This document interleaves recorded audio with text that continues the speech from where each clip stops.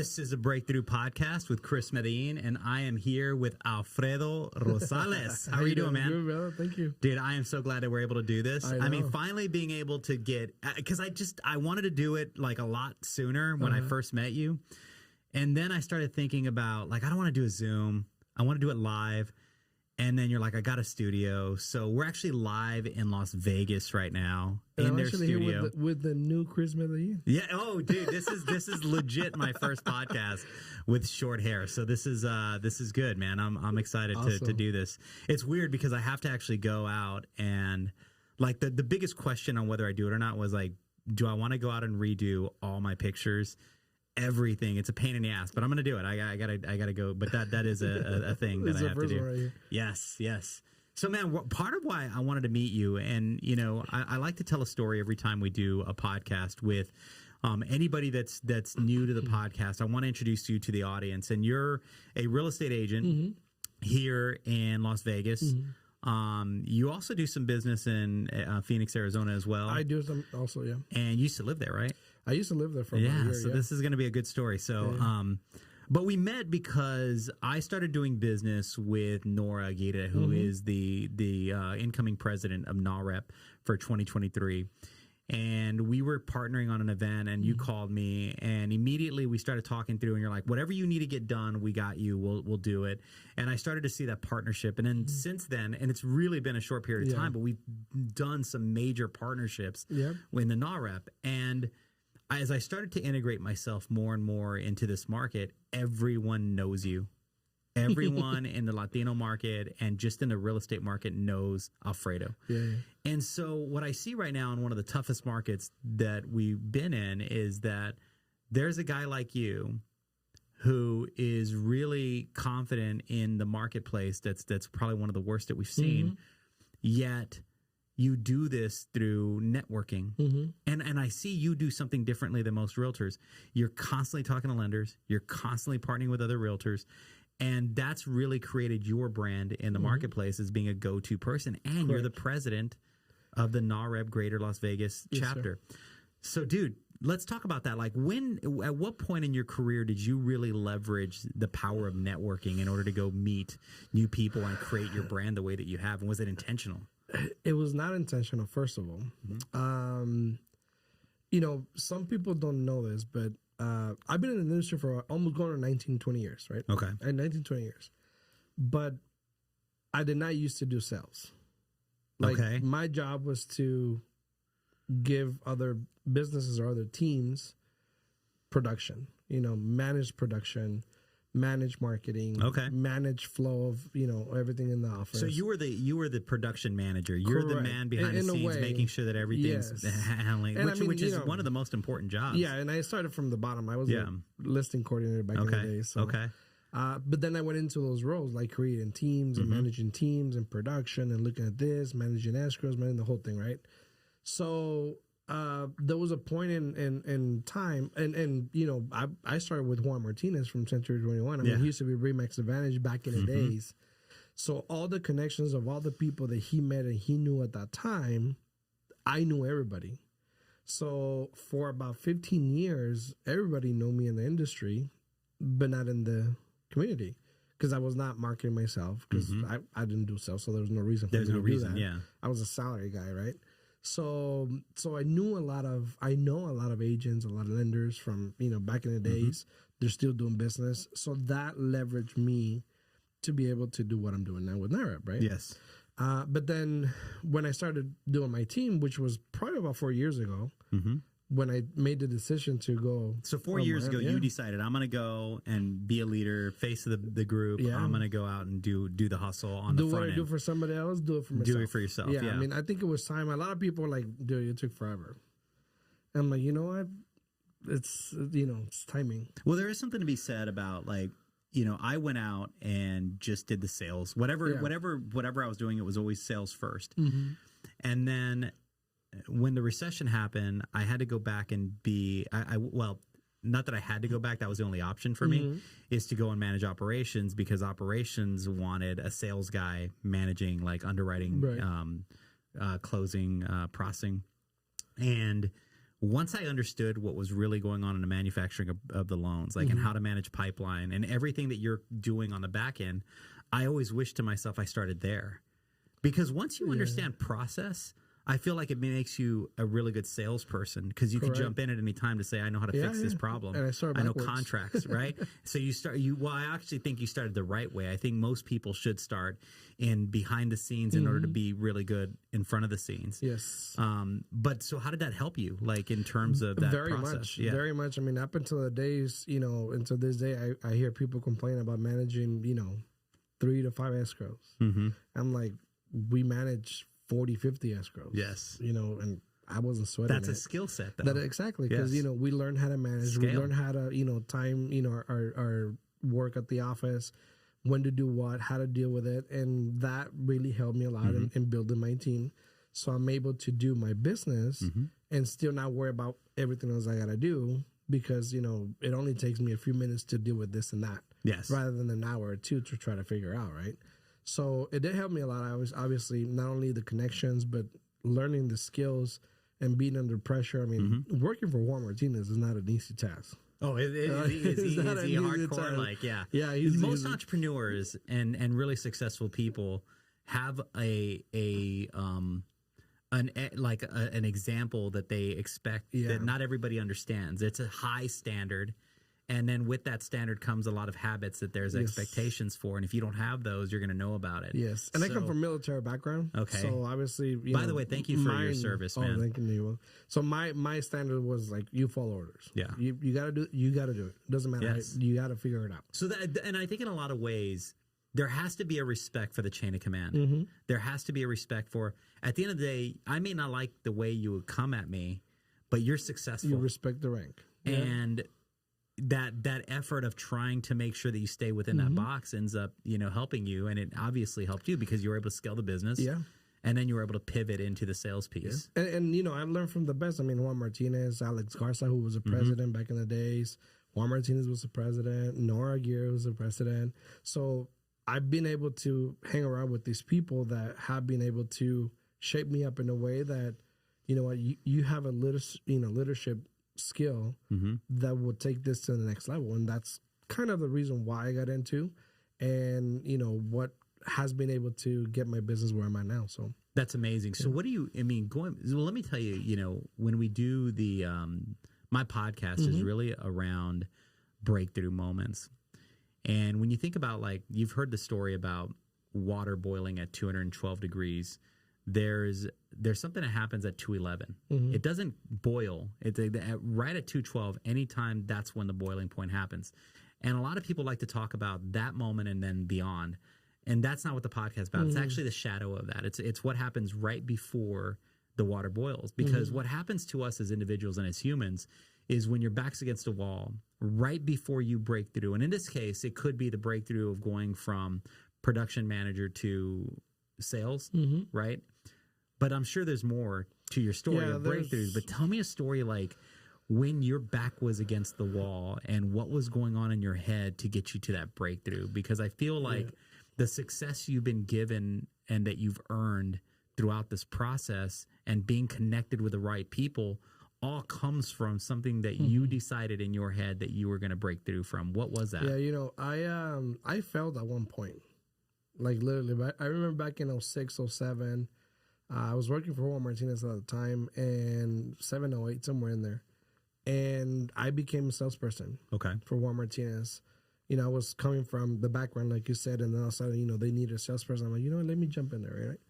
So I was doing very good. Everything was good. I made $100,000 that year.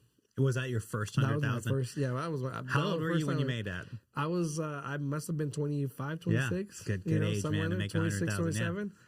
And I made 100,000. Had no idea what happened to that money. Yeah. Well, nobody does. Nobody does. Yeah. But I'm sure you're having a great time. I was in a very bad position. Like, what do you mean? I had no money. Okay, so you made the money, spent it as fast as you made it. Yeah, I had no money. I had bills. I had everything. I remember coming over to Juan Martinez and said, "Hey, bro, I need help, this and that." He goes, "I'm going to give you an advice." He goes, "Work as hard as you can so that won't happen again." I'm not going to lend you money, but I'm going to give you that advice. You work so this does not happen to you again. When you walked out of that conversation and got in your car, what did you think? I was still upset. Were you mad at him? I was still thinking through the situation. Yeah. You know, I was like, damn, you know, what am I going to do?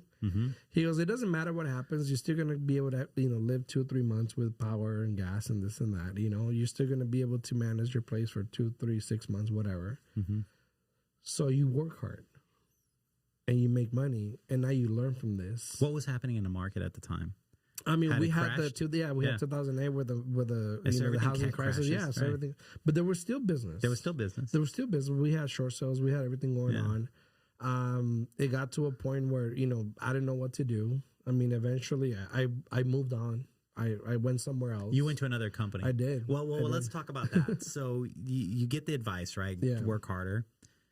And then what steers you away? Like, honestly, go back to that place. My mistake at that point was feeling that he didn't help me out. Yeah. So you're pissed, right? I mean, now I see it differently, right? Yeah. No, it's the best advice afterwards, ever. Afterwards, I saw it differently. Yeah. But at that time, I was betrayed. That's what I think. That's what it was. Betrayed. Okay. I mean, that's how I felt. Yeah. You know, you serve somebody for so many years, and you're his right hand man, and this and that, and then you hear that, and I'm like, I was expecting, hey, you know, here's this or that, you know, and then I'm like, damn.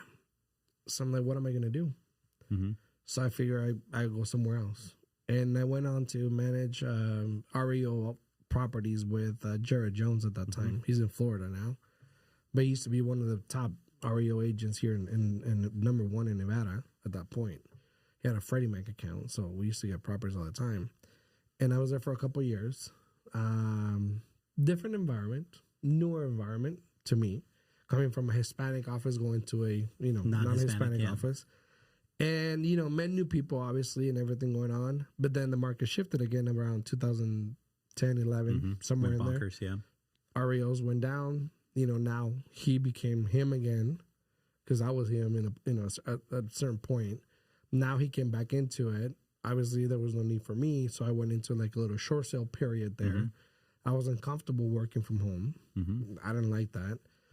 So I started looking around again. So I'm like, geez, what am I going to do? That's where I landed in Phoenix. You moved out. You literally moved from here there, yeah. I mean, I had nothing here. Yes. Literally. Like, I was like, what am I going to do here?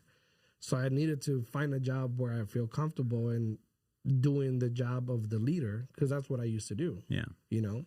I'm always a bad guy trying to make sure everything's smooth and this and that. But there were no positions here for that. Phoenix was about a year behind. Okay. They still are. Especially in the area you went. You went like Gilbert area, right? I went to Gilbert, yeah. I went to Jesse Herfel's office. In Gilbert with RJ Kristen. Yeah. And I started working on their REOs and stuff. And that year, it was miserable to me. Because you're in a new city. I'm in a new city. I was supposed to be staying with somebody else. Yeah. And they decided to rent out the place or something else. And I ended up staying at a Courtyard Marriott for about 6 months. Trying to figure out my life.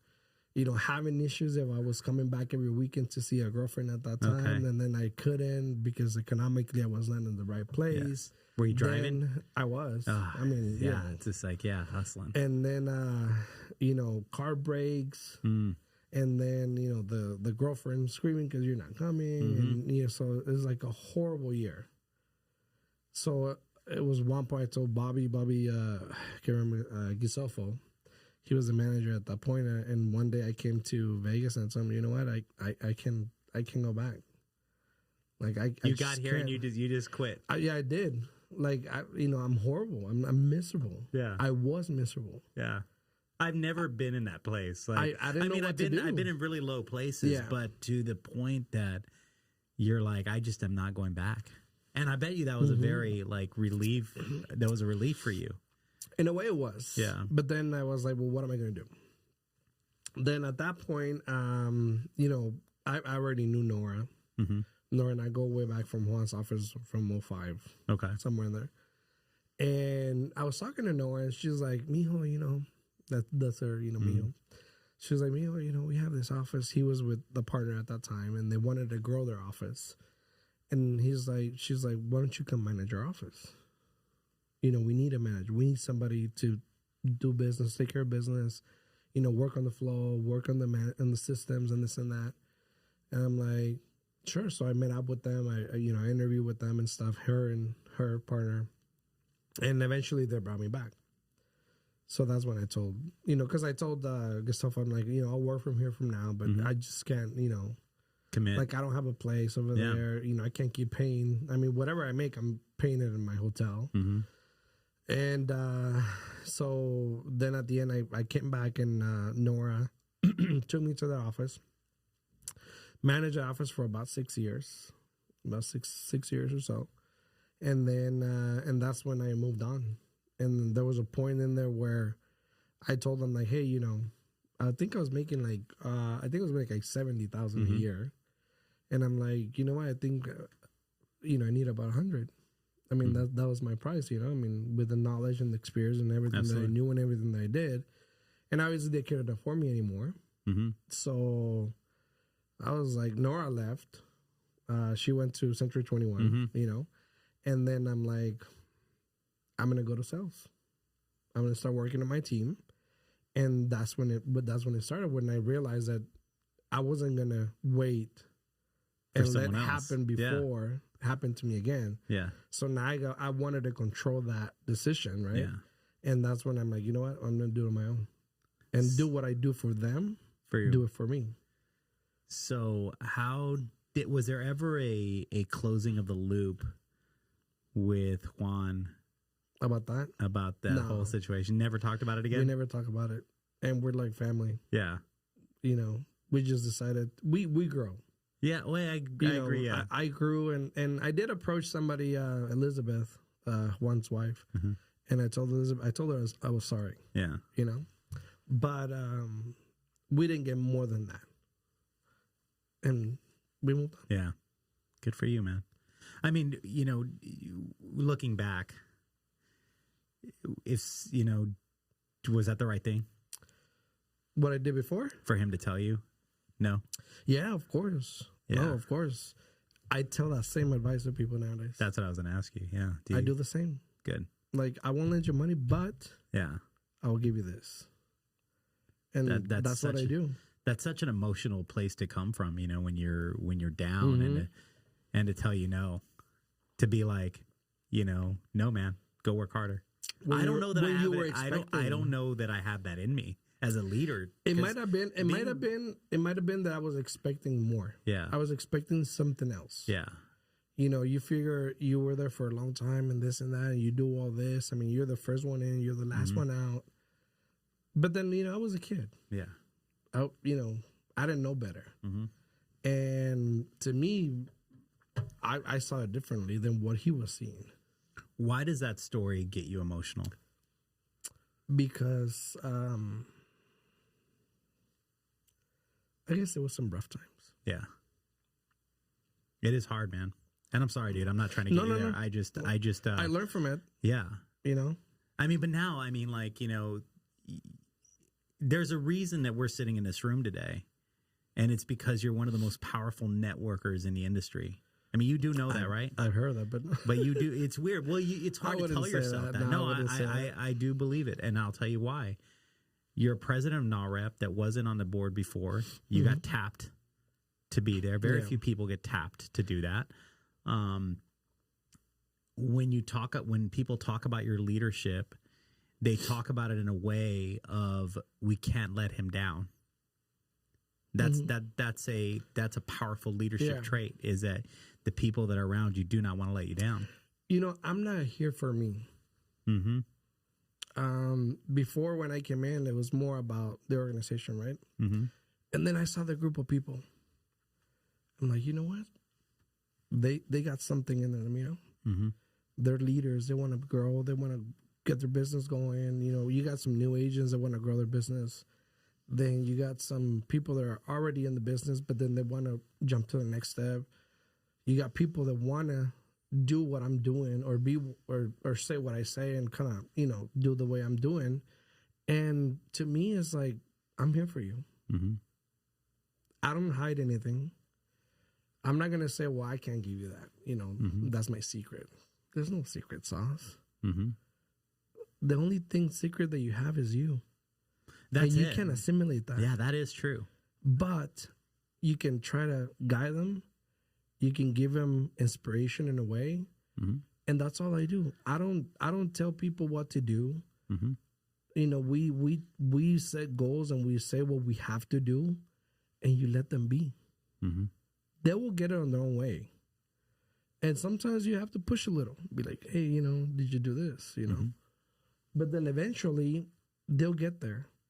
And eventually the next year, then they'll get better and they'll get better. Mm-hmm. I'll give you a good example. I was talking to Nora the other day, and I saw, I met up with Nuria up in Miami, mm-hmm. and we were talking. And then I told Nora, I said, you know what, something funny? I said, I saw Nuria when she got installed in D.C. Her speech, you know. I was there. Very nice, mm-hmm. very elegant. But then how she spoke in Miami, mm-hmm. you can see the progression. And you can see the improvement in the growth, yeah. Right? You mm-hmm. can see that. So that's what I told this guy. I said, look, I'm not here to shine. I'm not here to be on the spotlight. Mm-hmm. Like, I can care less. Like, I've been through my share of, you know, spotlight, whatever. You guys do it. Mm-hmm. You speak. You're on a panel. Mm-hmm. I want you to do this because I want you guys to get exposed. I want them to see you guys as leaders. Mm-hmm. I want you to grow in your, you know, public speaking because eventually you're going to use it. And then next year you're going to use it, and so forth, so forth. So that's what I want to do. Mm-hmm. I'm not there to. But be you have been thriving as being the guy behind the guy. Yeah, because I know a lot of guys. Well, but and you know but your position around this is, I'm going to help you. Yeah, I'm going to help you grow. I'm going to look for your talents to help you, and it's not about me. Yeah, and I think that's an amazing trait as a leader, because I think that, you know, at times like this, even leaders are trying to figure out, like, you know, what's going on. I know. Like, I got to go out and get my business. I got to go, you know. But you have always remained, I'm going to go help them. Mm-hmm. And through that, I feel like everybody, do you know Alfredo? Do you know, have you talked to him? Let me connect you with him. And I'm like, yeah, we're friends. Like, and here's the thing that surprises me. Like, even today, as busy as you are, as everything you have going, you have an event today. Mm-hmm. And you were nice enough to come and get me from the airport to do this. So thank you. No, thank you for coming. you know, your story is truly remarkable. And if this isn't about advice, but I'm going to give you some, because I think that I want you to know it comes from a good place. There's everything that you're doing is just out of it comes from the heart. Mm-hmm. But if you were to pull yourself out of it and observe what you've done, there is a strategy. Mm-hmm. There is a formula. If you pull yourself out right now, you just do what you know is right. But when the day you pull out, there's a book there, there's a coaching system there is, because that is something that people sometimes need to be coached on, is how to network. Mm-hmm. There isn't. There 100% is, because part of it is, I'll give you one mm-hmm. example. Part of it is stop being in front of the spotlight and push your people in front of the spotlight. Well, I'll give you an example. Yeah. You know, we always talk about sponsorship, mm-hmm. right? Partnership.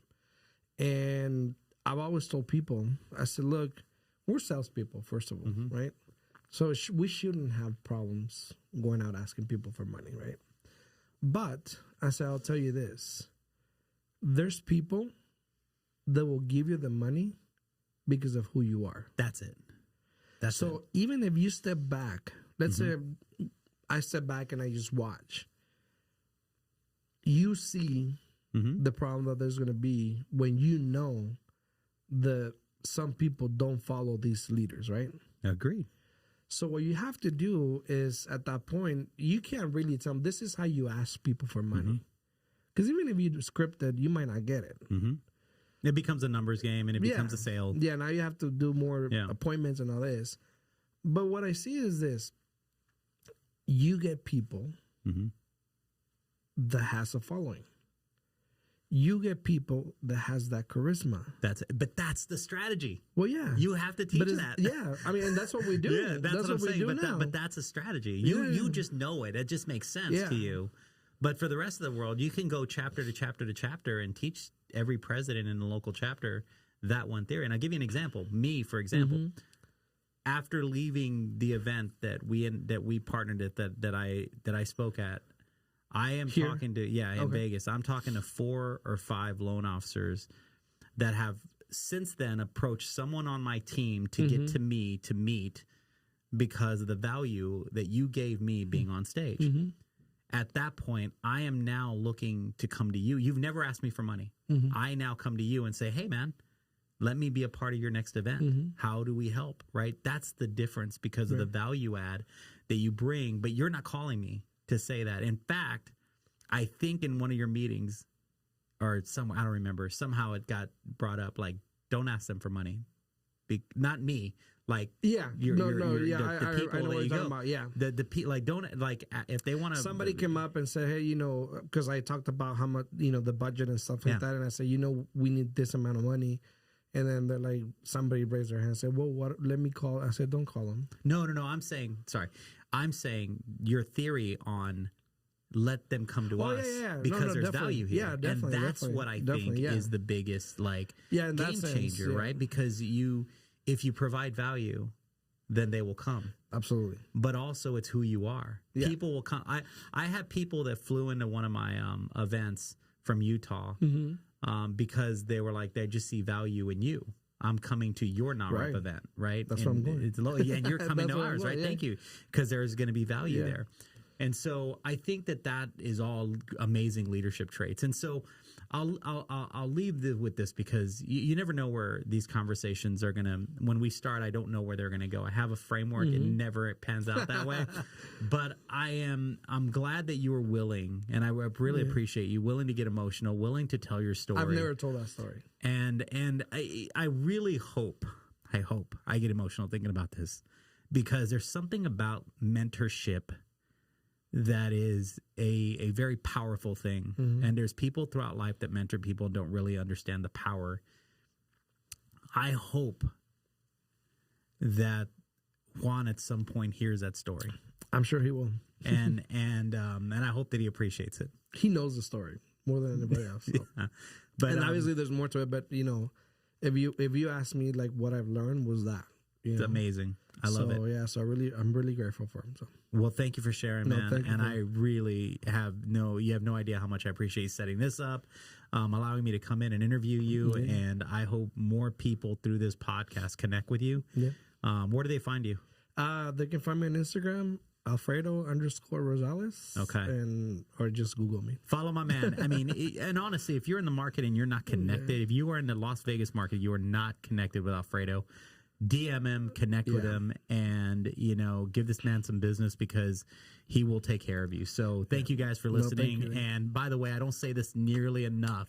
Please like and subscribe to this podcast, and if this story resonated with you, please give us a comment because I don't say that nearly enough, and I really appreciate you guys listening to another breakthrough episode. Thank you. Awesome. All right, bro. Thank you, man.